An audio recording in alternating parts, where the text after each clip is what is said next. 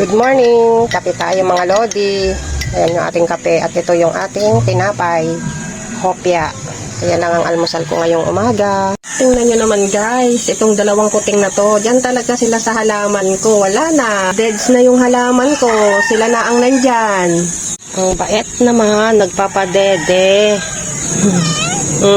Sige, magpadede ka lang dyan ha. Ayan guys, nakapagwalis na nga rin pala ako dito sa labas at nakapagdilig na rin ako ng aking mga halaman. At pagkatapos ko ngang magdilig ay naglinis din ako ng bahay. Pagkatapos naligo dahil sobrang init ng panahon ngayon. Mag-iimbento ako ng ulam.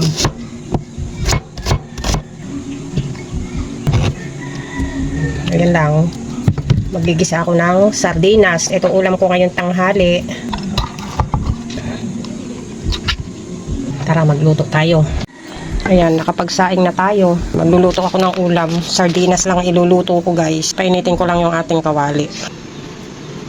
Ayan, ilagay na natin yung ating bawang at sibuyas.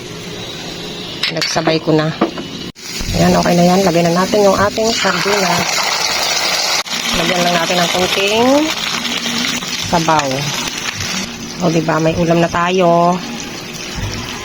Ayan, luto na.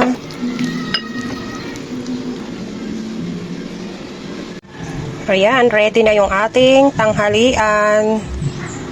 Ayan yung ating kanin. At ito naman yung ating ulam.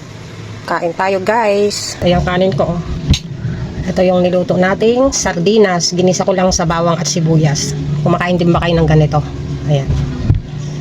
Tara po, kain tayo. Yung ulam natin ay ginisa lang natin sa bawang at sibuyas. Sardinas.